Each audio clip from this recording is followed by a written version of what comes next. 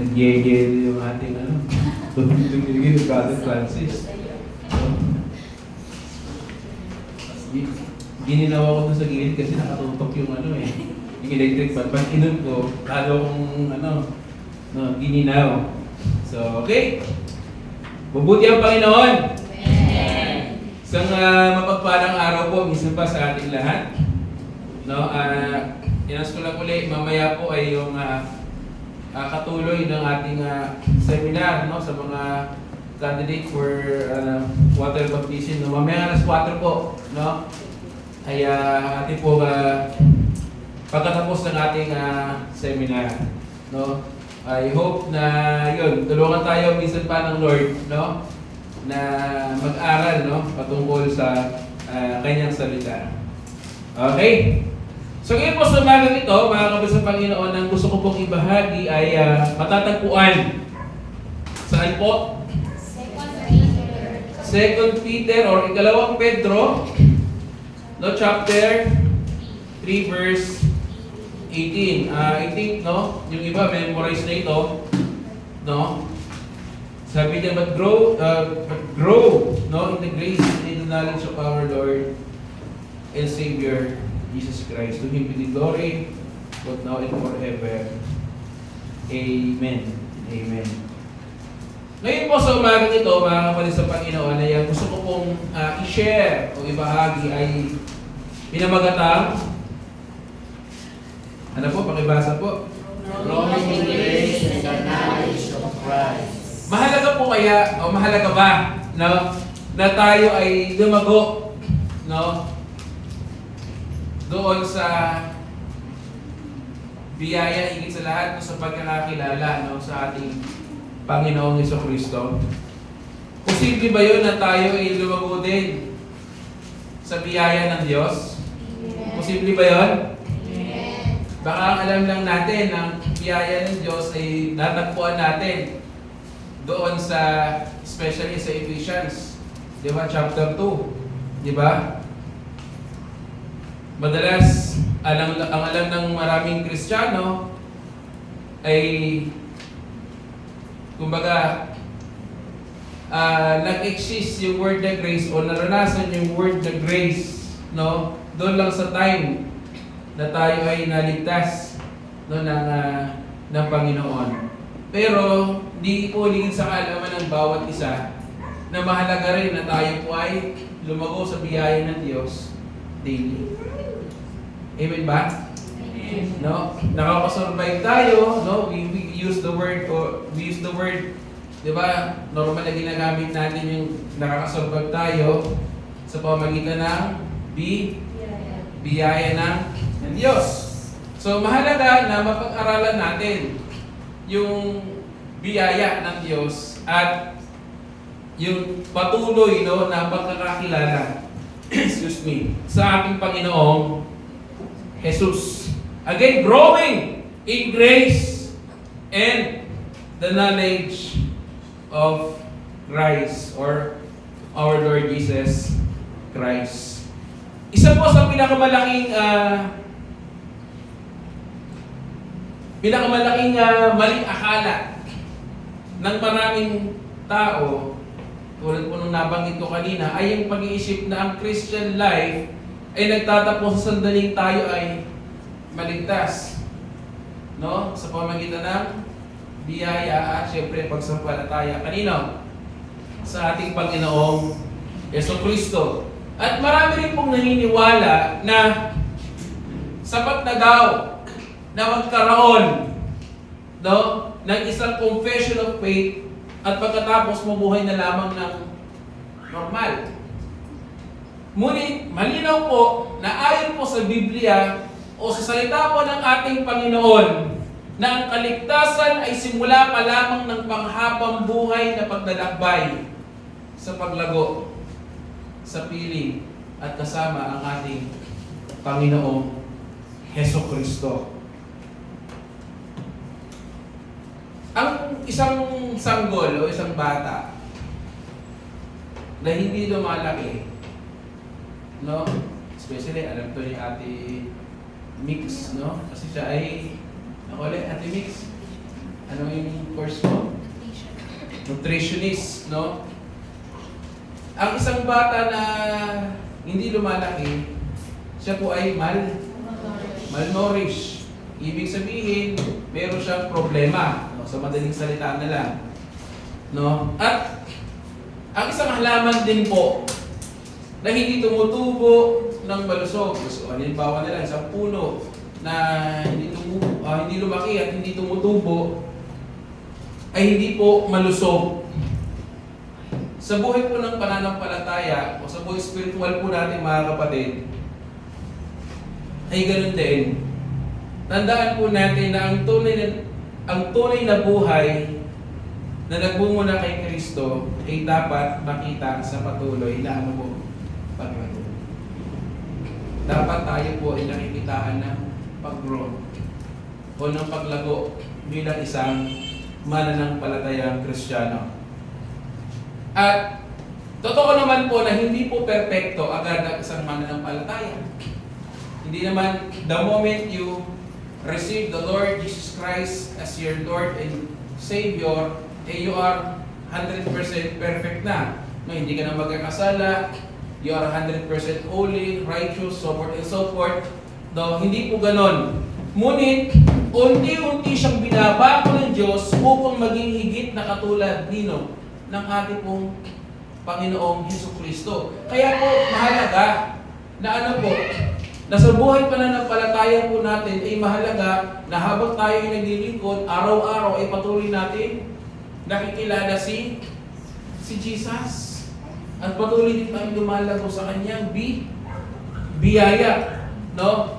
Sa huling mga talata po ng kanyang sulat, o sulat po ni, sino po nagsulat ito? Peter, obvious naman po, no? Kasi 2 Peter, no? Ni Apostol Pedro, ang isang mahalagang utos sa mga believer o sa mga mananampalataya. Hindi ba sinabi niya sa English translation, but grow in grace and in the knowledge of our Lord and Savior, Jesus Christ. Nasa gitna po ng mga babala laban sa mga maling guro o sa mga false teachers, no? At sa harap ng mga katotohanan na nalalapit sa pagbabalik ng ating Panginoong Jesucristo o yung sa sinatawag ng second coming, sinabi po ni Apostol Pedro na matakot lamang, na hindi po matakot lamang o mag-ingat lamang sila sa mga false teachers o sa mga kung anong aral ang lumalaganat that time. Sa halip, ano pong paalala at utos ni Apostol Pedro sa mga early believers po noon? Inutusan niya silang,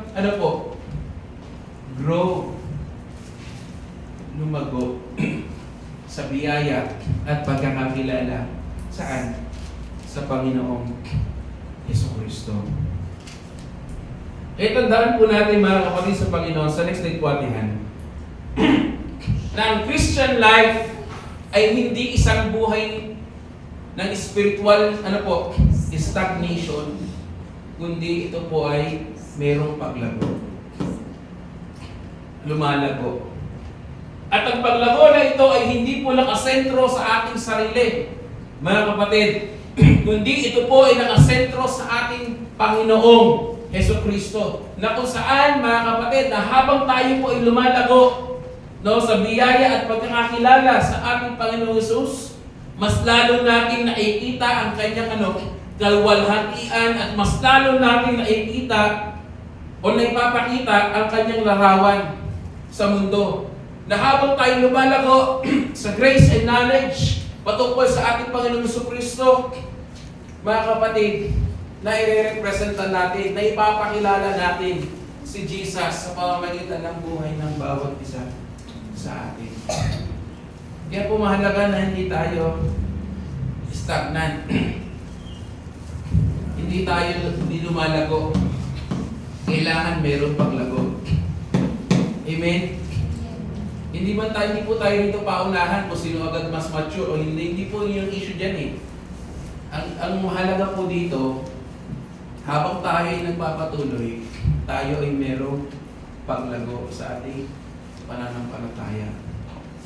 Kaya wag tayong ang tawag dito, kumbaga parang, ay si kasi mas mabilis ang lumago, kaya sige, okay na, siya na lang yung laging gamitin or what, hindi ganon. Lahat naman tayo dumadaan sa proseso. Amen? At pagtiwalaan natin yung proseso ng Panginoon. Habang tayo nagpapatuloy, at kung talagang sincero tayo sa paglilingkod sa Panginoon at nais natin siyang lubos na makilala, ipagkakaloob ng Diyos yung tinatawag na paglago. Hindi madamot si Lord sa kaalaman at sa paglago, sa biyaya at sa pagkakakilala sa Kanya. Amen ba doon? No, hindi never ipagdadamot ni Lord na makilala mo siya. Ang nagiging problema lang kasi madalas, hindi natin dinidesire. Tama? It's your heart. That's the real problem. Pero remember, sabi doon sa Psalms, di ba? Whenever we delight yourself in the Lord, first, sabi doon sa next phrase, He will what? He will give you the desires of your heart. Kung makita ni Lord yung desire mo na gusto mo siya, nais mo siyang gusto mas makilala, ipagkakaloob mo Diyos. Amen? Now, para mas maunawaan po nating lubos, no, yung ating teksto, let's go back muna sa biblical background ng ating text. Medyo parang nag-ahasli yung boses ko sa pag-inom ko ng tubig kanina. No, medyo parang namamalat ako Yan. Okay. Ang ikalawang liham po ni Apostol Pedro ay isinulat po upang palakasin ang mga mananampalataya laban sa mga impluwensya tulad po ng nabanggit ko kanina sa mga bulaang guro o sa mga false teachers at sa iba pa mga katuruan na lumalagana that time. At dito po sa chapter 3 mga kapatid ay makita po natin na tinatalakay ni Apostol Pedro ang patungkol po sa pagbabalik ng ating Panginoong Jesucristo at ang nalalapit na paghuhukom ng Diyos. Kaya dito po makita natin, marami na nagsasabi na hindi na babalik daw si Jesus, hindi na babalik si Kristo. Kaya dahil dito, may mga tanong na naging kampante o may mga taong naging kampante at naging pabaya sa kanilang buhay pananampalataya. Kaya dito po, malinaw yung pagpapaalala po ni Apostol Pedro na manatiling matatag sila saan? Sa katotohanan o sa salita ng Diyos. So sa pagkatapos po ng kanyang liham, kung mapapansin po natin, binigyan niya sila ng isang positibong utos. Ano ba yon? Na huwag lamang silang umiwas sa error. Ibig sabihin yung maling katuruan. Kundi, sila ay lumago kay Kristo. Hindi po sapat mga kapatid na kahit po sa kapanahunan natin ngayon, alam naman natin laganap ang mga maling katuruan, hindi po sapat na iwas na lang tayo ng iwas. Dapat we are founded ng salita ng Diyos. Kasi darating ang panahon na hindi mo maiiwasan na ipaglaban yung pananampalataya mo. Yun po yung tinuturo ko sa Bible study ng Sister May. Yan na mahalaga na tayo ay busog, siksik sa salita ng Diyos. Kasi again and again, hindi tayo nag-aaral, hindi tayo nagnanais na lumago para makapagdebate na makapagdebate. Kasi again, darating ang time na kailangan natin i-defend yung ating faith laban sa mga atake ng maraming o sino-sino mga tao. Again, ulitin ko po, hindi tayo nagnanais na lumago para maging debator. No? Sa social media, merong mga taong ganito. No? Gusto lagi nakikipag-debate.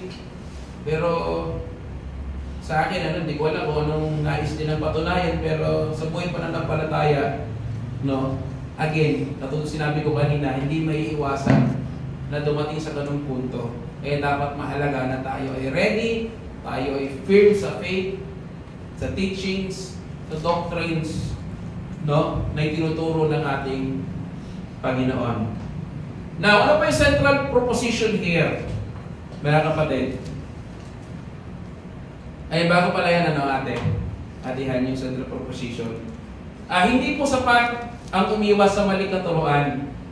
Dapat din po pala, mga kapatid, na tayo po ay sumulong sa tamang pagkilala sa ating pong Panginoon. Mahalaga, again, na let's go back, no, sa kung ano talaga yung tinuturo ng Scripture. Now, again, let's go sa central proposition sa next slide po, atihan. Tandaan po natin that God calls, sige nga po, pakibasa naman po, mga kapatid. God calls believers to continually grow in His grace and in the knowledge of Jesus Christ, so that their lives may increasingly reflect His glory.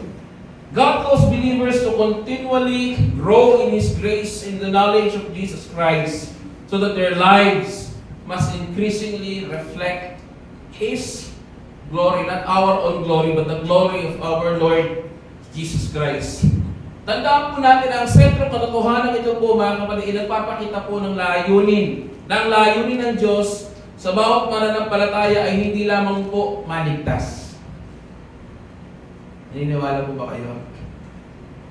Na ang layunin ng Diyos sa bawat mananampalataya ay hindi lamang po maligtas, kundi ang patuloy na mabago sa wangis ng ating Panginoong Jesucristo. Kaya ang paglago sa biyaya ay nangangahulugang lalong umaasa sa natapos na gawain nino. Natapos na gawain ng ating Panginoong Jesucristo sa krus at lalong namumuhay sa kapangyarihan ng kanyang biyaya kaysa sa sarili nating kakayahan. Kaya po ang paglabo naman sa pagkilala sa ating Panginoong Jesucristo ay isang lumalalim na relasyon sa Kanya sa pamamagitan ng Kanyang salita o ang salita ng Diyos. Sa pamamagitan din ng panalangin at pagsunod sa Kanya. Kaya habang tayo po ay lumalago o habang lumalago ang isang mananampalataya sa Panginoong Jesucristo, unti-unting nahahayag sa Kanya pong buhay o sa ating mga buhay ang bunga ng Espiritu, ang kabanalan, at ang pag-ibig na sumasalamin sa katangian ng ating Panginoon. Kaya tandaan po natin, mga kapatid, sa next slide po, atihan, ang tunay na sukatan ng espiritual na paglago ay hindi ang dami ng nalalaman, no, tungkol sa ating Panginoong Hesus, kundi kung gaano tayo nagiging katulad niya. Maraming yung Kristiyano na yes, maalam sa Bible, pero hanggang knowledge lang. Kaya yung karakter, yung imahe ng Panginoong Jesucristo ay hindi naman makita sa Kanya. Mahalaga na meron tayong knowledge na kung saan dapat din. Yung knowledge na meron tayo ay nagre-reflect din sa buhay natin.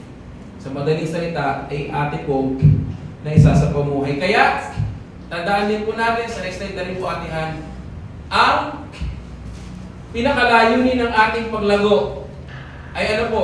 Ay upang ang kalawalhatian ni Kristo na ating Panginoon ay makita sa ating buhay at ang Diyos ay maluwalhati sa lahat ng ating ginagawa. Ayon po sa mga bersikulo na yan. No? Sulat nyo na lamang po.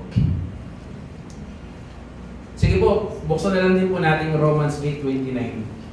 Pwede pong pakibasa po nang muna makakita ng malakas. Sapagkat sa mula kay alam na ng Diyos kung sino ang maging Kanya at ang mga ito ay pinili Niya upang maging katulad ng Kanyang anak. Amen. Amen.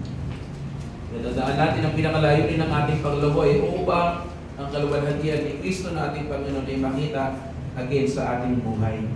Nauna po yung mensahe na nais iwan ng Diyos sa umagang ito.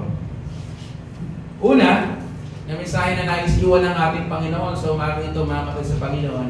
Nakibasa po? The believer must continually grow in the grace of God. The believer, again, must continually grow in the grace of God.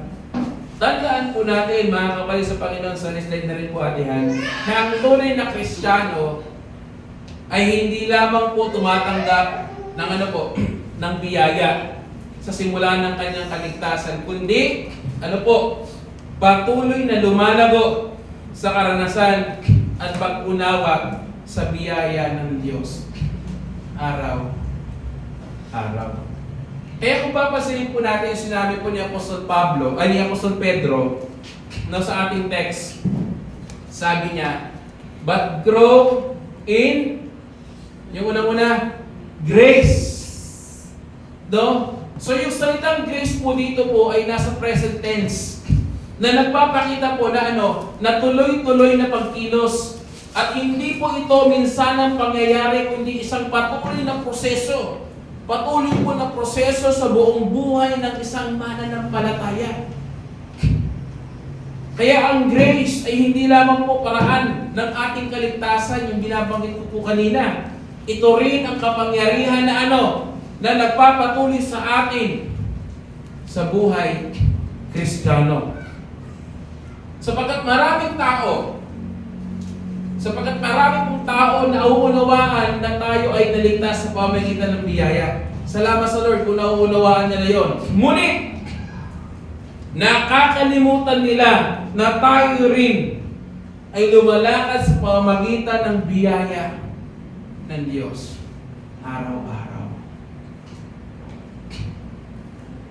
Ina-acknowledge po ba natin si Lord daily sa kanyang grace? Nakakahinga tayo dahil sa grace ng Lord. Nakakasurvive tayo. Madalas tinagamit na term yan, di ba? Yung salitang yan. Nakakasurvive tayo because of His grace. Nakakakain tayo because of His grace. Nakakapag-aral tayo, mga estudyante, because of His grace. Iniingatan tayo ni Lord sa mga nagtatrabaho araw-araw, iniingatan tayo ni Lord because of His grace. Meron tayong lakas because of His grace. That's all about His grace. Kaya mahalaga po sa buhay pananampalataya, sa morning pa lang, kapag ikaw ay dumako sa Lord, sa kanyang presensya, sa pamamagitan ng pananalangin, anong dapat mong gawin? I-acknowledge mo si Lord. Na yung bawat ay sign at mensahe ng kanyang grace sa iyo.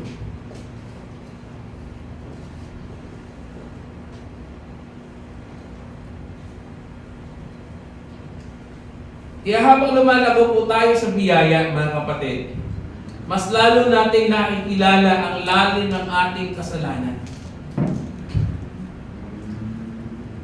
At higit na lalim ng pag-ibig ng ating Panginoong Jesucristo. Kaya tandaan po natin, mga kapatid, ang mature na Kristiyano ay hindi iyong may pinakamataas sa tingin sa sarili, kundi iyong may pinakamataas na tingin saan? Sa biyaya ng ating Panginoon. Sa biyaya ng ating Panginoon. Ako, nung nakaraan, pasalamat ako talaga sa Panginoon. Habang ako'y papunta sa trabaho,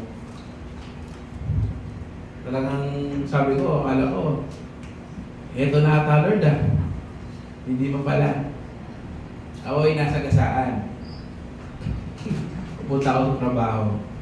Pero salamat kasi yung pag-bump niya, sakto naka-full brake siya. Tapos iinano mo yung aking kamay doon. Medyo napatas ako ng konti pero salamat sa Panginoon kasi ako ay hindi na paano. Kung tutusin mali niya talaga yun kasi nasa pedestrian ako. Tsaka yun, natawid. At kita naman ng enforcer. Sabi kasi ng driver, kinabahan siya nung time na tumawid ako. Parang nagpanik siguro siya.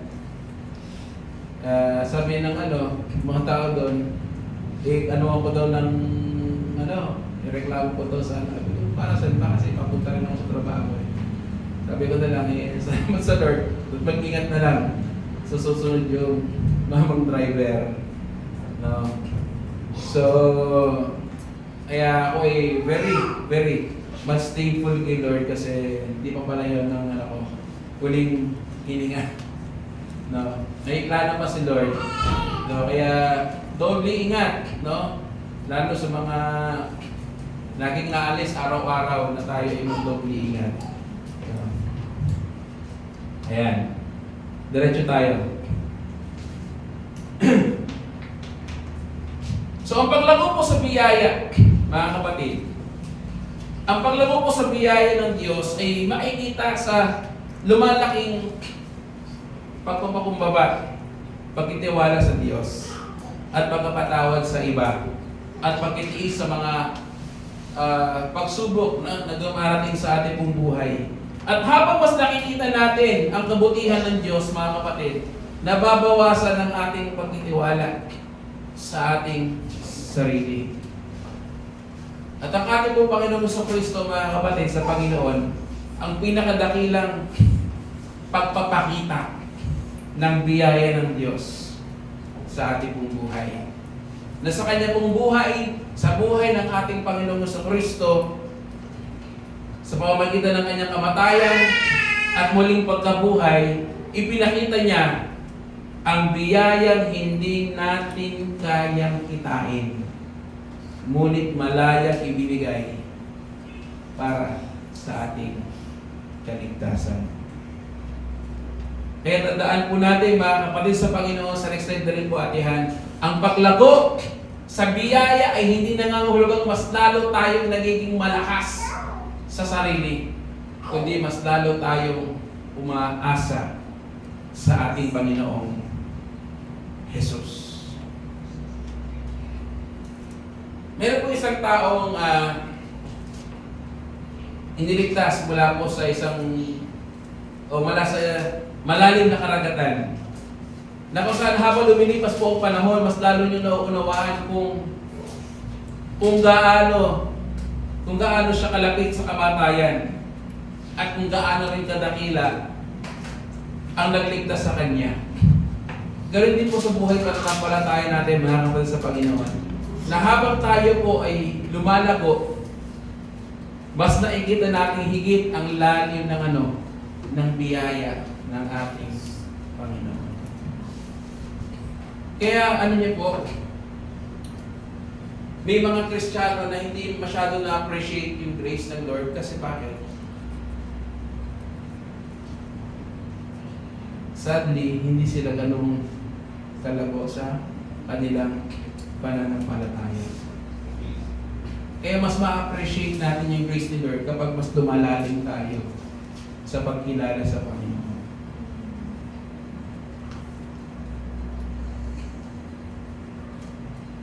Kaya di ba kahit na Kristiyano na, kung minsan mas naririnig natin yung puro na lang problema, di ba? Ang nababanggit, ang nabamanifest. Hindi na parang, salamat sa Lord, despite sa ganito, despite sa ganyan, sa kabila na nito, sa kabila nito, mabuti si Lord. Mas masarap pakinggan yung mga ganong tao kaysa sa murmur ng murmur. Paano problema na lang?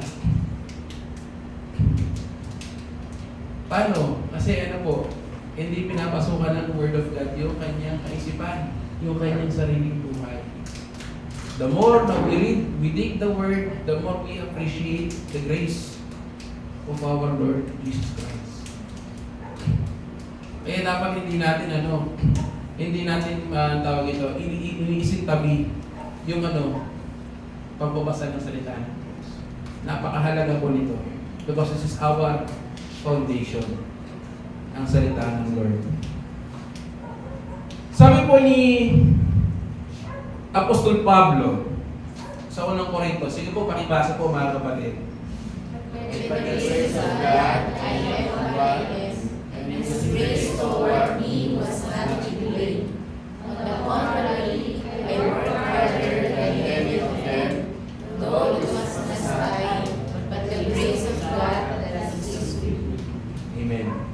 Pansinin niyo po, no, yung mga unang katagang sinabi dyan ni Apostle Paul. Sabi niya na sa English translation, but by grace, or but by the grace of God, I am what I am.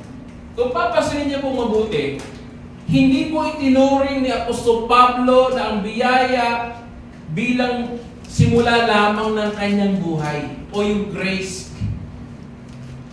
Hindi lamang po ito simula ng kanyang buhay bilang isang Kristiyano. Bagkus, ang biyaya ang naging foundation, naging pundasyon ng ng kanyang buong ministry.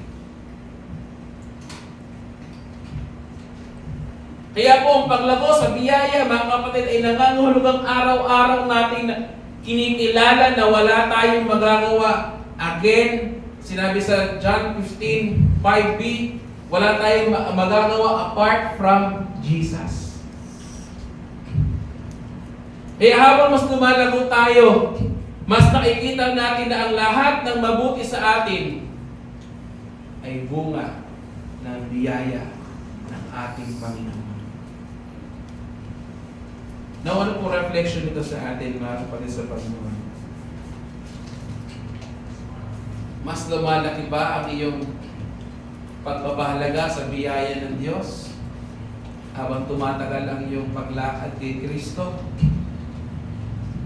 Or mas umaasa tayo, o mas umaasa ba tayo kay Kristo ngayon kaysa noong una tayo nakakilala o una tayong naging mananampalataya? Ikaw, si Lord na lang po ang nakakaalam nito, mga kapatid. But I hope and pray, no, naway patuloy tayong umaasa, no, sa ating Panginoon habang tayo lumalakad sa piling ng Panginoon at nagpapatuloy sa paglilingkod sa Kanya. Nawala po yung aplikasyon nito sa atin, mga kapatid. Una, pakibasa po, mga kapatid sa Panginoon. Depending upon God's grace. Mahalaga po, mga kapatid, no, na huwag nating isipin na kaya mong mabuhay para kay Kristo gamit ang sarili mong lakas. Araw-araw po natin kailangan ng Kanyang biyaya para sa kabanalan. Amen po ba doon?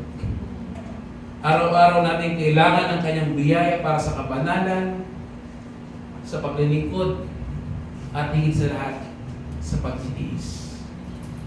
Kaya tandaan po natin, sa recite po yan, ang Christian life ay hindi po, self-improvement program, kundi dependence upon divine grace ng ating Panginoon.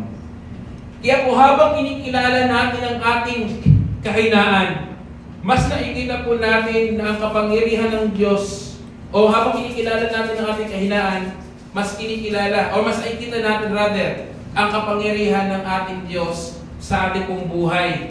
Na ang biyaya ng Diyos ay sapat, hindi lamang po upang iligtas tayo, bagkus kundi upang panatilihin tayo sa anumang aspeto ng ating pong buhay. Kaya, araw-araw po tayong dapat na lumapit sa trono ng biyaya ng merong pananampalataya sa ating Panginoon. Ni-invite tayo ng Lord na tayo po ay lumapit sa Kanyang mahabaging trono. Sa grace ng Lord, na merong sure faith.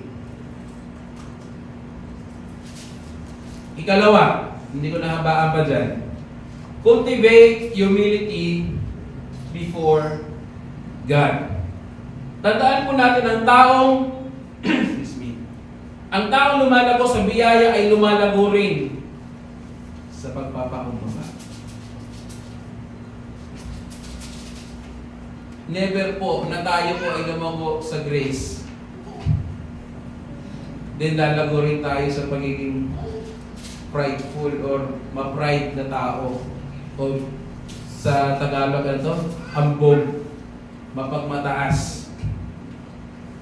No? Again, ang taong lumalago sa biyaya ay lumalago rin sa pagpapakumbaba. Mas nakikita niya ang kabanalan ng Diyos at ang kanyang sariling pangangailangan sa ating Panginoong Jesucristo. Kaya hindi po siya nagmamataas sa kanyang spiritual achievements dahil alam niyang lahat ng mayroon siya ay biyaya lamang ng ating pong Panginoon. Kaya po ang humility, mga kapatid, ay isa sa pinakamalino na bunga ng tunay na paglago spiritually.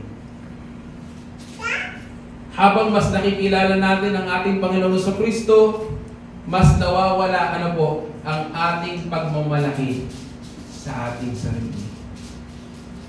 Yun yung bunga nun. At habang mas nakikilala natin si Jesus, mas nawawala ang ating pagmamalaki sa ating sarili. At habang mas bumababa tayo sa ating mas bumababa tayo sa ating paningin, mas tumataas si Kristo saan? Sa ating buong puso. Kaya tandaan po natin, mga kapatid sa Panginoon, sa next po yan, God calls believers to what? To continually grow in His grace so that they may increasingly depend upon Christ rather than themselves. Kaya po ang pangunahing unang mensahe ng Diyos sa umagang ito, mga kapatid, ang paglago sa buhay Kristiyano ay nagsisimula at nagpapatuloy sa biyaya ng ating Diyos. Hindi tayo naligtas sa pamamagitan ng ating sariling gawa. Lahat po yan ay alam na natin. At hindi rin tayo lalangaw sa kabanalan sa pamamagitan lamang ng ating sariling lakas o impluwensya. Kaya habang mas nauunawaan po natin ang biyaya ng Diyos, mas nakikita po natin ang ating pangangailangan sa ating Panginoong Jesucristo sa bawat bahagi ng ating buhay. Kaya ang tunay po na spiritual maturity, mga kapatid, ay hindi po nagre-resulta at never na magre-resulta ng pagmamalaki sa sarili, kundi sa mas malalim na pagpapakumbaba at pagtitiwala sa ating Panginoon, na kung saan ang biyaya ng Diyos ay nagbibigay sa atin ng lakas upang magpatuloy sa anumang pagsubok o hamon ng buhay o tuksuman at kahinaan. Kaya habang tayo po ay lumalago sa biyaya ng Diyos, mas lumalalim ang ating pagmamahal sa ating pong Panginoong Jesucristo at mas mababago tayo upang tayo po ay maging katulad niya. Kaya, mga kapatid, ang bawat mananampalataya ay tinatawag na mamuhay araw-araw na umaasa hindi sa ating mga sariling kalakasan o abilidad, kundi saan? Sa sapat na biyaya ng Diyos araw-araw. Ngunit, hindi lamang po nais ng Diyos, mga kapatid, na tayo po ay lumago sa karanasan ng kanyang biyaya. Ang paglago ng mananampalataya ay dapat ding makita sa kanyang malalim na pagkakakilala sa ating pong Panginoong Jesucristo. Dahil ang biyaya at pagkakilala kay Kristo ay hindi po pwedeng paghiwalayin. Ang biyaya at ang pagkakilala sa Panginoong Jesucristo ay lagi pong magkasama at iisa. Alay na sisi. Nag-birthday, happy birthday, belated happy birthday sa iyo nung nakaraan. No? Very beautiful naman yan. No? Again, dahil ang biyaya at pagkakakilala kay Kristo ay hindi maaaring paghiwalayin. Kaya habang mas nakikilala natin siya o ang ating Panginoon Jesus, mas nauunawaan natin ang kanyang biyaya. At habang mas nararanasan po natin ang kanyang biyaya, mas nagnanais tayong makilala siya. Kaya, kung papansinin po ninyo, matapos na ituro po ni Apostol Pedro yung patungkol sa biyaya, ano naman ang kanyang itinuro? Itinuro niya ang paglago sa pagkilala. Kanino? Kay Jesus. Kaya doon po tayo papasok sa ikalawang mensahe ng ating Panginoon.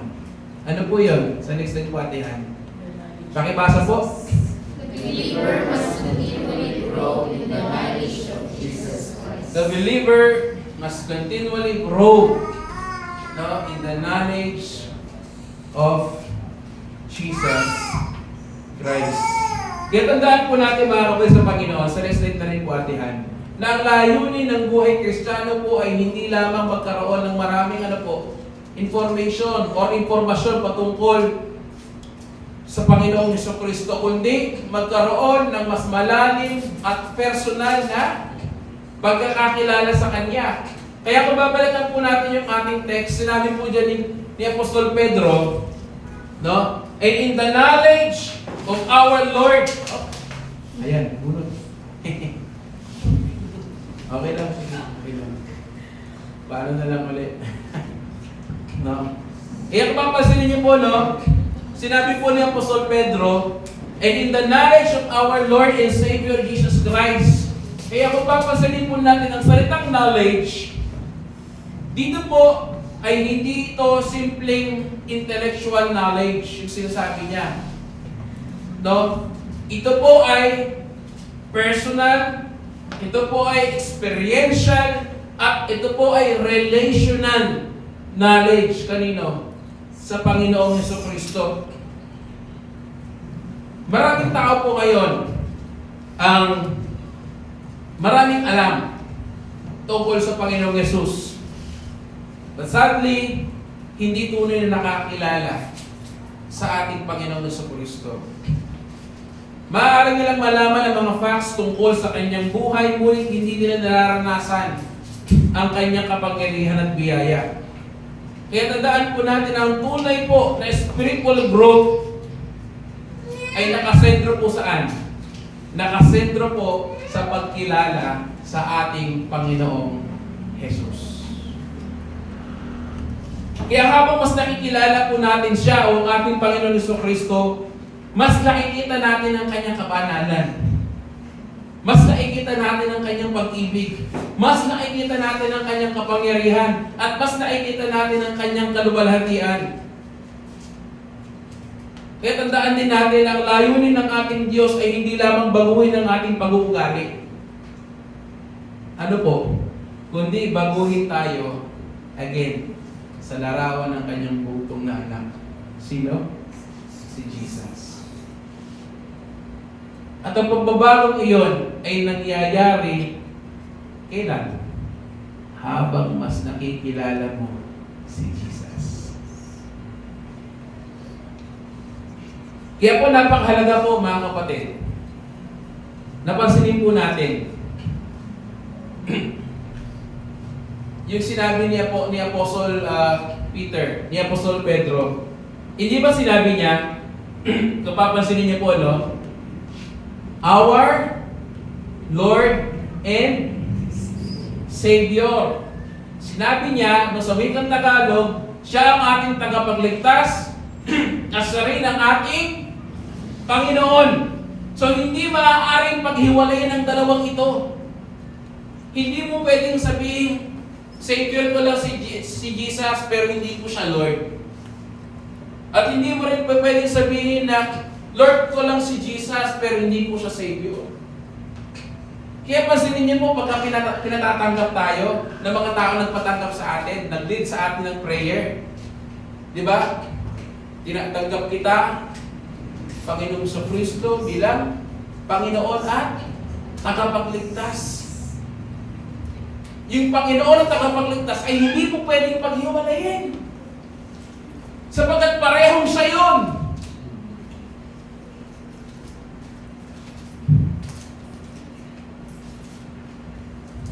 Kaya po mga kapatid, ang tunay na pagkilala sa Panginoong Jesucristo ay humahantong din. Saan? Sa pagsunod. Kung lubos natin at tunay natin kilala ang ating Panginoong Jesus, dapat yun ay humahantong sa pagsunod. Hindi mo pwedeng sabihin kilala mo si Jesus pero ayaw mong sumunod. Meron po isang dalawang taong magkaibigan, matagal na sila magkasama, magkakilala.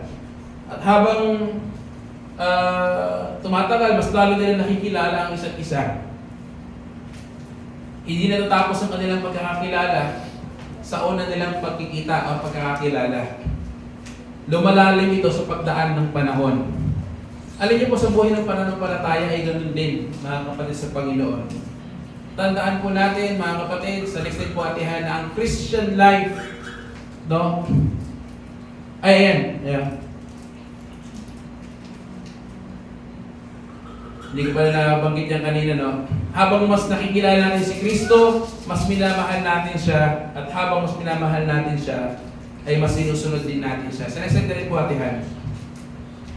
Yan. Na ang Christian life po, mga kapatid, ay isang habang buhay na paglalakbay na mas malalim na pagkakilala sa Kanya. Pansinin po natin, yung sinabi ulit ni Apostle Paul pa rin. Punta tayo sa Philippians. Tsaka pakibasa na rin po. Sabi po dyan, "I know Him and the power of His resurrection, and we share His sufferings, becoming like Him in His death. that I may know Him and the power of His resurrection." Pansinin niyo po na kahit po si Apostol Pablo, matapos ang maraming taon ng kanya pong paglilingkod, ay merong iisang matinding hangarin. Ano yun? Ang higit na makilala si Jesus. Diba? Apostle Paul na yun. Pero nais niya pa rin na higit na makilala ang ating Panginoong Jesus.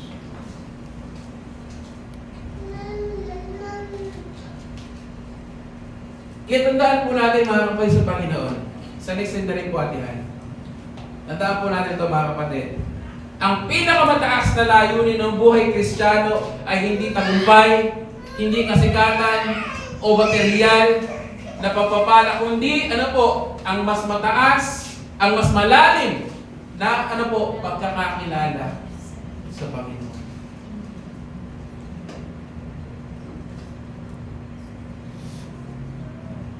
Nawala po reflection ito sa ating mga kapatid.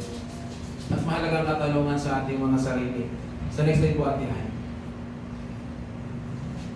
Lumalaki ba ang iyong pagkakakilala kay Kristo o nananatili ka lamang sa mababaw na pagkakaunawa tungkol sa Kanya? Ang iyong relasyon ba sa ating Panginoon Jesus ay mas malalim ngayon kaysa sa noong nakaraang araw, nakaraang linggo, o nung unang o yung moment na nakilala mo siya? Alin kaya sa mga yon? Again, si Lord at ikaw ang nakakaalam. Pero dalangin ko, ang prayer ko sa bawat isa, naway hangarin natin. Tulad po niya, Apostol Pablo, yung kanyang paghahangad na lubos niya pang makilala ang Panginoon. At katulad din po na sinabi ko kanina, kung yun ay makita talaga ng Panginoon sa iyo, hangarin mo, yung desire mo na yun, yung intention mo ay talagang pure, magpapakilala siya sa iyo. Huwag tayong masatisfy lang doon sa, o makontento lang doon sa kung ano lang yung level ng ating pagkakaunawa at pagkakakilala sa Kanya. Gusto nyo naman po tayo. Ayaw po ba natin yun? Pangarapin po natin na tayo ay lumago. At higit sa lahat, pangarapin din natin na tayo po yung magamit ng Lord mightily sa anumang nais niya, sa Kanyang ubasan.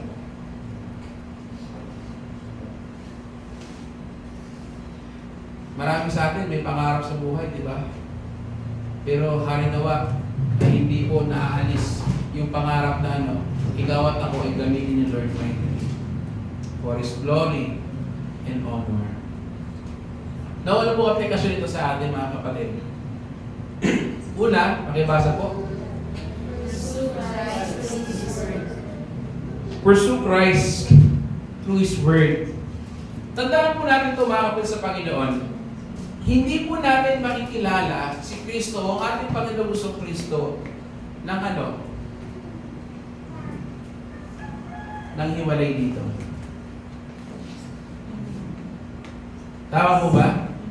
Hindi po natin makikilala ang ating Panginoong Kristo ng hiwalay sa Kanyang salita.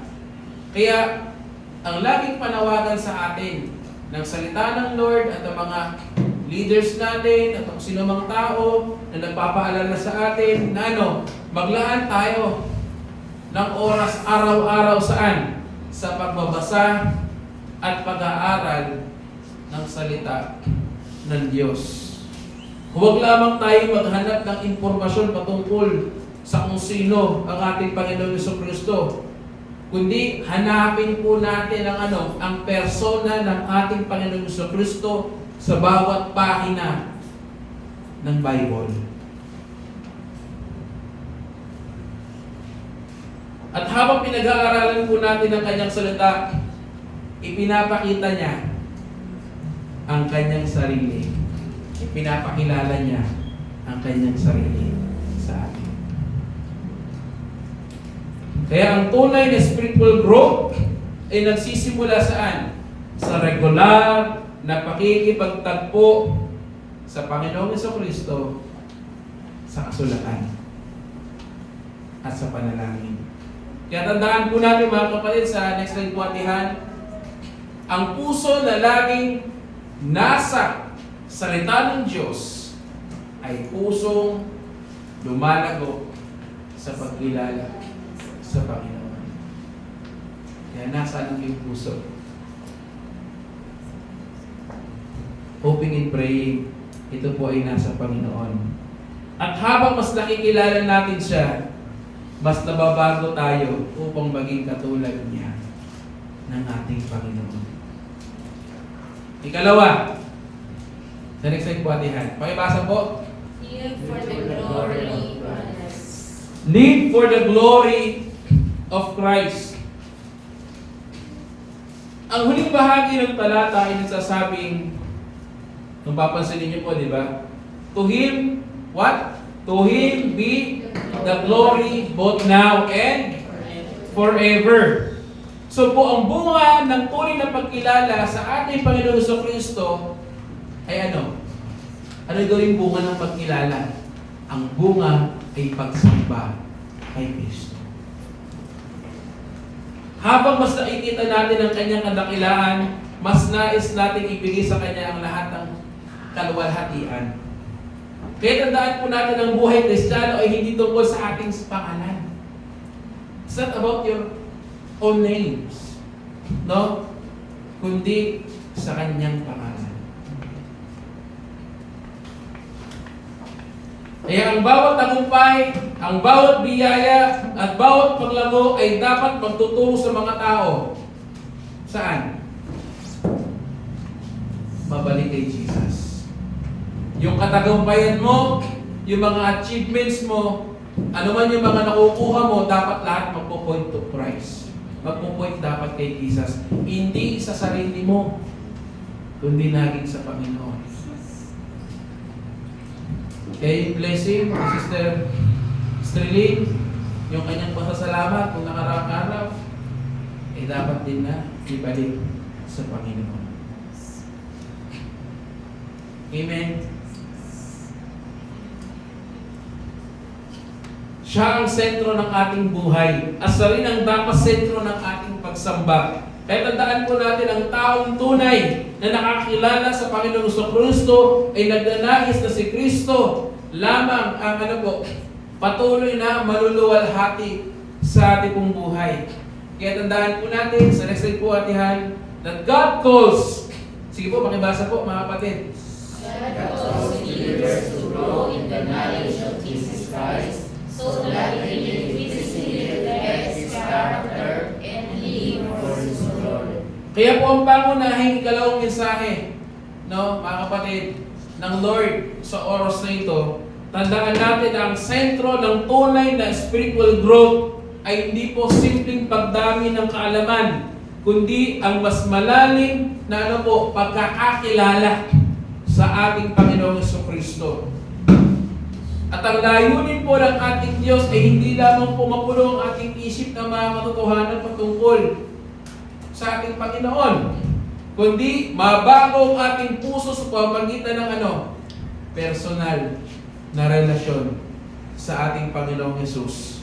At habang mas nakikilala natin ang kanyang kabanalan, pag-ibig, kapangyarihan at katapatan ng ating Panginoon, again, mas nagiging katulad natin siya sa ating buhay or pamumuhay. Kaya tandaan natin sa next nagbuhatihan, ang pagkilala kay Kristo ang dakilang kayamanan ng mananampalataya at ang pinakadakilang layunin ng kanyang buhay. At ito rin ang daan, mga kapatid, upang ikaw at ako, tayo ay manatiling matatag laban sa maling katuruan o sa mga tukso na pwede nating ma-encounter sa mundong ito. Kaya again, tandaan natin sa next nagbuhatihan, ang tunay na pagkakakilala kay Kristo o sa ating Panginoon Jesucristo ay hindi nagtatapos sa impormasyon, kundi humahanto. Saan? Sa pagsunod, pagsamba, at pagluwalhati sa Kanya.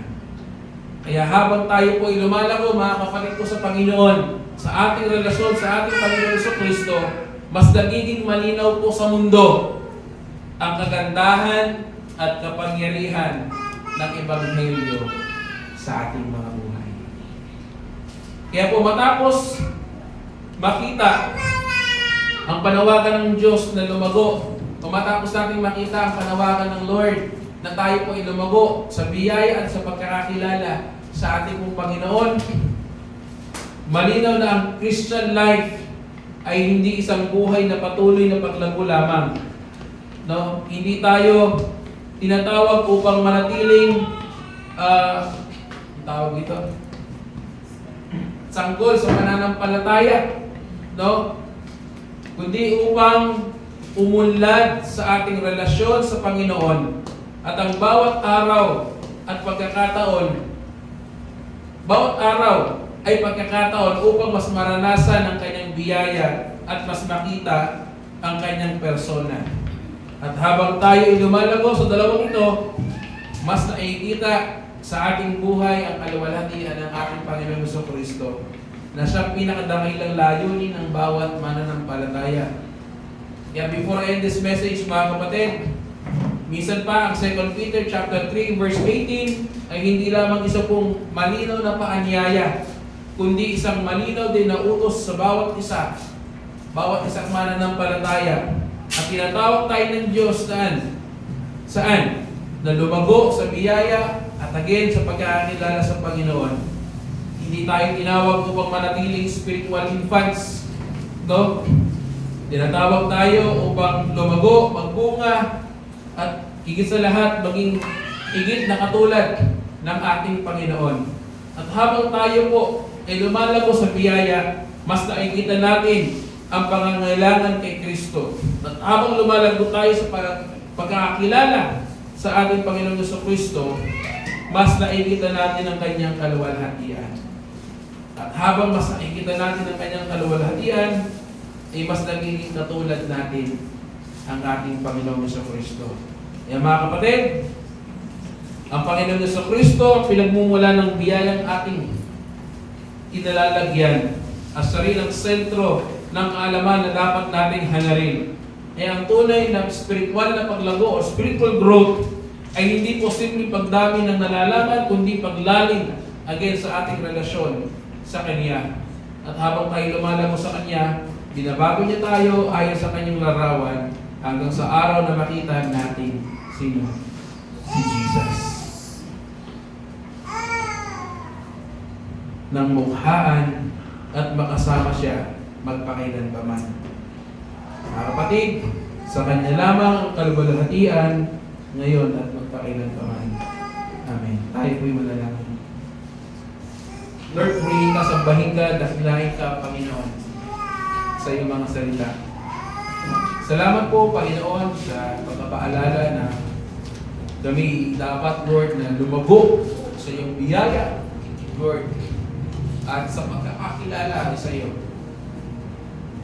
Ito yung Panginoon, ito yung mahalaga.